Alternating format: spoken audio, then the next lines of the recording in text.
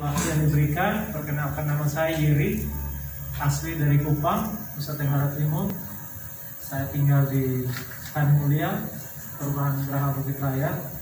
Saya bersyukur malam ini bisa berkumpul dengan Bapak Ibu di tempat ini. Saya percaya semua bukan kebetulan, tapi karena kasih karunia Tuhan.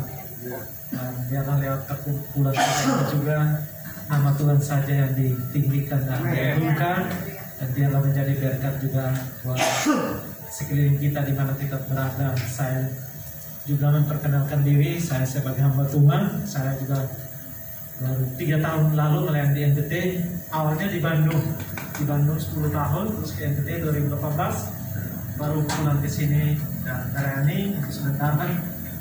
Saya merintis gereja dan kita masih bergumul untuk tempat ibadah ya. Jadi saya mohon dukungan doanya karena kita selama ini sudah 2 tahun lebih ibadah online. Jemaat mungkin udah jenuh dan mereka minta, Pak tolong cari kita tempat supaya kalau Tuhan kendaki kita bisa ibadah secara onsite, lebih mungkin fellowshipnya lebih mengenal di situ. Ini mungkin sedikit perkenalan dari saya. Tuhan Yesus memberkati. Salam.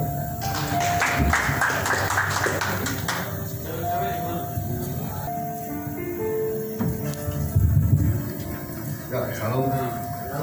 Nama saya Jimmy Kacundeng. Saya asli Manado, tinggal di Bandung. Cuma sekarang lagi di Purwakarta, di Sadar.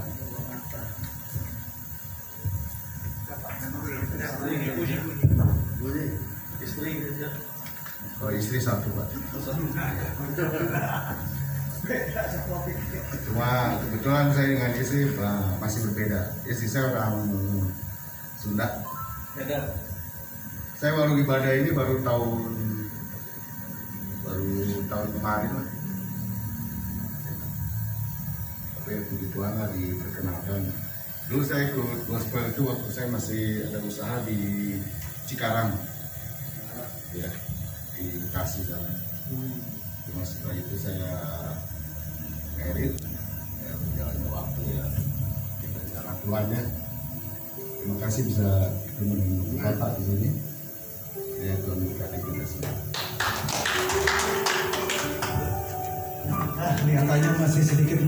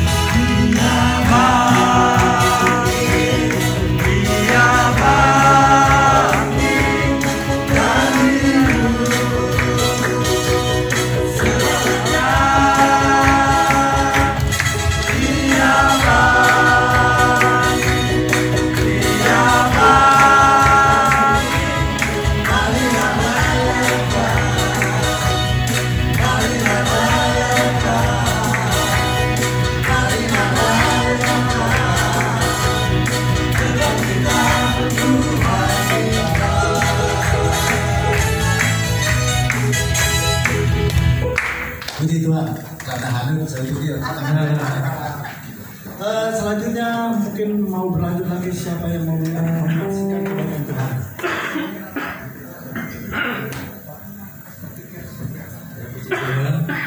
Saya menyaksikan kebaikan Tuhan. Ini saya udah lama nggak datang, jadi kalau sih telepon ya tanya teman-teman kok lama nggak datang. Ya saya kemarin banyak ada program mengalami pergumulan yang cukup dahsyat bagi saya. Tapi ya Tuhan luar biasa. Pada akhirnya kita anak-anak Tuhan itu pasti dimenangkan Tuhan. Amin. Karena saya memang setiap hari saya tetap bertekun sama Tuhan, saya tetap intim dengan Tuhan. Kalau pagi seperti biasa saya sama istri tetap bangun mesbah. Jam 3 itu saya sudah bangun, bersihkan meja makan. Saya putar YouTube, saya puji-pujian, saya berdoa bersama. Lantas saya baca kebenaran firman Tuhan. Dan puji Tuhan di bulan Desember kemarin pada saat saya bergumul di bulan Pajak, saya finish PL sama PB-nya. Nah kemarin Januari, saya ingin Januari, saya udah lewat semua masa pergumulan saya. Saya sempat stuck selama 9 hari. Saya nggak baca kebenaran firman Tuhan, tapi saya tetap doa, memuji tetap. Nah pada tanggal 9 itu saya mulai proyek besar dengan Tuhan. Jadi kalau di tahun yang kemarin itu saya baca firman Tuhan bisa sampai 5-7 pasal kalau pagi itu ya sampai jam 5 dan jam 3. Tapi mana tahun yang baru ini saya malah nggak satu pasal aja nggak nyampe, tapi setiap hari tetap. Karena di sini saya bukan cuma membaca, saya sambil menulis sekarang. Saya mau komit sama Tuhan, saya mau tingkatkan rohani saya mulai sambil nulis pelan-pelan. Jadi dari jam 3 sampai jam 5 itu dari tanggal 10 sampai sekarang baru dapat 10 pasal. Biasanya kan sehari bisa pagi itu bisa 7 pasal, 10 pasal ya. Ya tapi saya merasa benar-benar saya dikuatkan. Jadi saya diputarin film juga sama Tuhan ya. Kemarin saya ada jalan-jalan ke Kota Kerawang, ke pemakaman modern itu saya jalan-jalan. Saya lihat ya banyak orang-orang itu mempersiapkan untuk hari esok. Ya, dibeli makam yang mahal-mahal sampai ada yang sampai 40 M, sampai 60 miliar ya. Ternyata pada akhirnya semua akan kembali ke sana ya. Jadi kita yang masih diberikan kesempatan, masih bisa bernapas, masih bisa memuji Tuhan ya, kita mensyukuri. Jangan khawatir, jangan takut, jangan gelisah ya, karena kita lihat semua orang dipelihara Tuhan dengan baik. Asal kita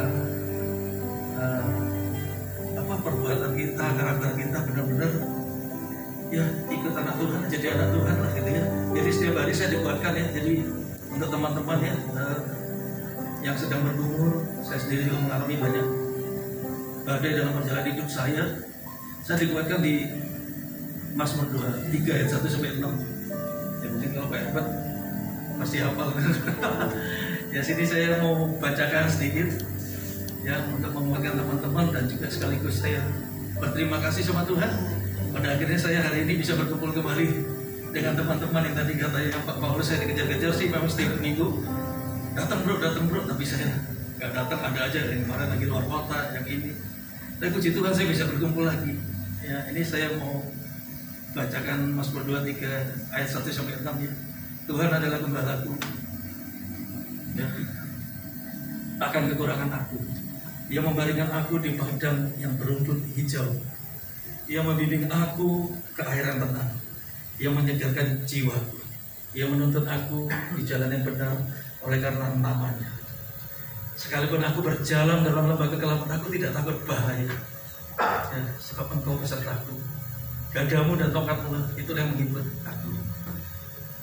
Ia menyediakan hidangan bagiku di hadapan lawanku. Ia mengurapi kepalaku dengan minyak. Pialaku penuh melimpah. Kebajikan dan kemurahan belaka mengikuti aku seumur hidup. Dan aku akan diam di dalam rumah Tuhan. Ya, jadi itu janji-janji Tuhan sudah jelas ya. Bahwa kalau kita benar-benar ada di dalam naungan Tuhan, kita taat, selalu taat sama Tuhan, selalu berserah sama Tuhan, mengandalkan Tuhan, percaya sama Tuhan, Kalau kita berdoa juga kita yakini bahwa doa kita sudah pasti dijawab sama Tuhan, dan itu kita akan pasti diberkati ya. Maka kita akan menikmati yang namanya janji-janji Tuhan tadi, mengalami janji-janji Tuhan. Ya semoga kita semua ya boleh mengalami janji-janji Tuhan dan kita semakin dikuatkan. Gak usah takut lagi sama yang isu-isu atau yang berita-berita yang merasakan ada COVID-19, Omikron lah, ada ini ya. Kalau kita dalam Tuhan, janjinya itu banyak sekali. Tuhan kita akan dijaga. Di Mazmur 91:16 juga ada, di Mazmur 121:1-8 juga sudah jelas semua janji-janji Tuhan itu bagi kita. Asal kita percaya, maka janji-janji Tuhan itu akan mengenapi hidup kita. Oke, itu yang bisa saya bagikan. Semoga Anda diberkati. Kesaksian yang luar biasa ya. Benar sudah kasih, mungkin kalau kita mendengar pandemi yang sedang kita alami sekarang ini, banyak orang yang merasa getir gitu ya. Tapi satu hal yang perlu kita percaya, kita imani bahwa Tuhan selalu menjaga kita, Tuhan selalu memelihara kita. Amin. Kapanpun kita mati, kita akan mengalaminya semua. Hanya masalah waktu saja, sudah kasih. Jadi jangan takut dengan kematian ya. Amin. Tetap kita beriman bahwa kalau kita berserah diri kepada Tuhan, Tuhan akan pelihara kita. Jadi Tuhan, selanjutnya masih ada lagi yang mau bersaksi? Ibu Helmi kali? Yes.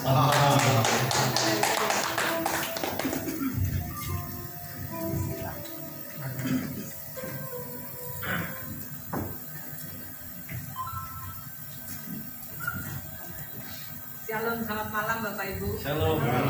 Ya, saya ikut ibadah setelah tadi kontrol dulu ke profil.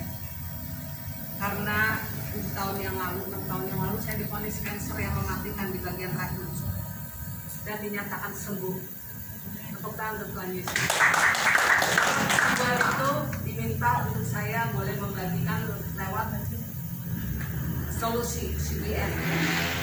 Itu bisa nanti Bapak Ibu lihat channel 360. Yang saya mau saksikan adalah Tuhan itu hebat. Dia tidak terpengaruh dengan waktu, kondisi apapun. Karena 2 tahun yang lalu saya ini selalu minta barang sama Tuhan. Jadi dari Kupang, jangan takut Pak, kami bekerja sama dengan GCDC di Jakarta. Itu namanya Jesus Christ DNA Church. Kami membantu bagian Flores NTT termasuk Kupang untuk pengadaan air dan juga bangun gereja di sana. Dan saya tersentuh mendengar bahwa Bapak membutuhkan bangunan ibadah. Nah, Bapak Ibu, 2 tahun yang lalu saya minta barang itu dan Tuhan kasih bersama dengan hamba-hamba Tuhan yang ada di Jakarta. Tetapi ketika September berubah doa saya nggak butuh barang lagi, saya butuh duit. Karena kami hamba Tuhan lapangan.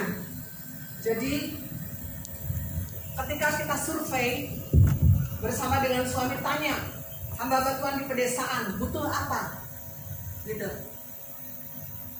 dan kemudian mereka katakan butuh ini butuh itu, dan kemudian kami bawakan dalam doa dan Tuhan jawab tahun ini. Tepuk tangan. Progresnya sedang jalan dan di luar dugaan kami seringkali memperkatakan firman 1 Korintus 2:9, apa yang tidak pernah dilihat oleh mata, tidak pernah timbul dalam hati, tidak pernah didengar oleh telinga, disediakan oleh Bapa di surga bagi mereka yang mengasihi Tuhan. Jadi yang connect sama dia, yang aku ngaku anak Tuhan, tapi kalau nggak ada intimate, nah sama aja bohong. Dan kami bayar harga untuk itu. Bapak Ibu, dan Tuhan mulai jawab. Kami diperkenalkan dengan konglomerat Indonesia. Saya sendiri nggak tahu kenapa tiba-tiba bisa direkrut bersama dengan suami. Dan singkat cerita, memang ini dananya bukan dana yang ilegal ya, karena dia ini turunan bangsawan. Dan diperiksa semua memang bersih. Yang saya lihat adalah bagaimana bagian kami itu Tuhan siapkan. Jadi bantu doa, karena saya katakan sama suami saya dan beberapa tim yang ada di kita bahwa saya juga tegas sama suami saya dan suami saya juga begitu. Ketika dana ini cair, maka kita akan alokasikan seluruhnya untuk pelayanan. Amin. Tepuk tangan untuk Tuhan. Dan, ya kita nggak tahu di sini, saya juga tidak akan menyebut orangnya. Tadinya kami akan membawa 30 Tiba-tiba suami saya bilang, kenapa nggak 100 orang kita bawa ke Israel? Dengan kondisi seperti ini kita ubah. Jadi kalau hanya untuk Israel mungkin sistemnya ziarah ya, dan itu mungkin hanya bisa menikmati begitu aja. Tapi ada banyak hamba-hamba Tuhan, anak Tuhan yang lain yang perlu ditolong. Dan saya ngomong sama Tuhan bahwa bersama dengan suami, bahwa saya udah bosan lihat orang memberi 500 juta, 1 miliar dengan mata kepala sendiri, melihat begitu kapan saya dipakai untuk menjadi perpanjangan tangan Tuhan memberkati mereka, dan Tuhan mulai jawab. Jadi Bapak Ibu tolong doakan, ini progresnya sedang berjalan, dan saya melihat bagaimana cara Tuhan luar biasa. Saya hanya katakan pada suami saya, ketika Tuhan memberkati kita, kita tetap jaga hati kita tetap memperhatikan, terutama kami tertarik dengan pelayanan-pelayanan di pedesaan, ya, karena dulu juga kami melayani di situ. Sementara saya sendiri di samping saya harus ngajar, ya kan, dan saya melihat juga ada beberapa mahasiswa yang kami ajar, mereka sudah menjadi komandan, baik yang komandan Brimob di NTT, itu salah satu anak didik saya, kemudian komandan Brimob yang ada di Medan sana. Jadi saya melihat bagaimana cara Tuhan bekerja sehingga mereka katakan, Bunda, kami bisa bantu apa untuk Bunda? Bantu doa. Saya nggak pernah cerita sama mereka. Jadi saya melihat bagaimana buahnya itu luar biasa. Jadi kalau kondisi pandemi seperti ini jangan takut. Kita hidup bukan karena keadaan, tapi kita hidup dari berkat Tuhan. Ya, jadi saya di sini tidak berkhotbah, tapi saya hanya katakan kepada Bu Yanti, udah kami anggap kayak anak. Jangan takut, Tuhan pasti pelihara. Amin. Yang penting kita tetap setia saja melayani Tuhan. Seperti saya sudah divonis itu dari mulut seorang profesor ya, yang bukan anak Tuhan, yang dikatakan bahwa ini kanker mematikan, bahaya sekali kalau tidak cepat ditangani. Saya katakan ya, saya kan awam, silakan aja Prof, buat apa untuk saya? Kemudian dia memberikan jadwal yang harus saya lakukan, dan ternyata benar. Pengobatan seluruhnya kurang lebih 1 miliar, bahkan lebih. Dari mana? Saya dan suami hanya sebagai hamba Tuhan yang mengandalkan Tuhan. Tetapi Tuhan selesaikan semuanya. Kami tidak ada hutang. Bahkan pulang dari rumah sakit kami bawa uang. Kiriman susu itu dari luar negeri. Cara Tuhan itu memang di luar logika kita. Jadi Bapak Ibu, saya ingin ingatkan kepada setiap kita, dalam kondisi seperti ini, coba kita tingkatkan pengiringan kita kepada Tuhan ya. Seringkali kita bicara sama orang, lu mau overacting. Tuhan lagi overacting loh sama kita loh. Dia ingin cari perhatian kita, sudah seberapa jauh, sudah seberapa dalam kita intim sama dia, karena dia mau curhat sama kita.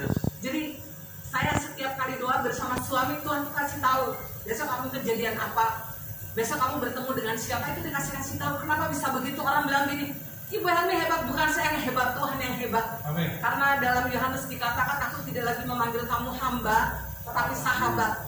Kalau 2 orang sahabat itu berarti bisa saling curhat tanpa orang lain tahu. Jadi itulah yang kami lakukan kepada suami saya. Saya katakan walaupun kita usia sudah lanjut, tapi tidak ada kata pensiun untuk kita melayani Tuhan. Ini saja yang saya bisa bagikan bagi Bapak Ibu. Harus tetap semangat di 2022. Tuhan mau memberkati kita berlimpah. Tuhan Yesus memberkati.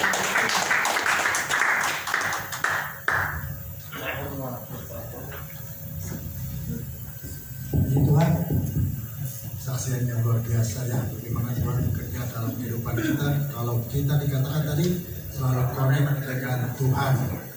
Ya, bagaimana kita mau bisa jadi terang ya kalau kita sebagai kabel mungkin tidak menggunakan diri ya, tak nyala gitu ya. Yes. Kepercayaan kita kepada Tuhan. Aku kasih mungkin masih ada lagi yang lain.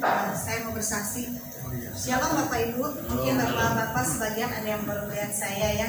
Kalau Pak Paulus mungkin sudah tidak ada Pak lihat saya ya. Bapak Ibu di sini tadi melihat Ibu Helmi yang bersaksi. Saya juga memberikan kesaksian. Bagaimana kita hidup hanya melalui berkat dan kasih karunia Tuhan. Ya, Bapak Ibu saya mau bersaksi, ini bukan mengada-ngada tetapi kenyataan. Ya, kalau kita mendengar penyakit kanker, Bu Helmi bilang sesak napas, jantung, bahkan diabetes. Itu banyak orang bilang lewat. Betul Pak Widya? Betul ya? Saya bersyukur Bapak Ibu, suami saya mengalami diabetes yang sudah begitu lama.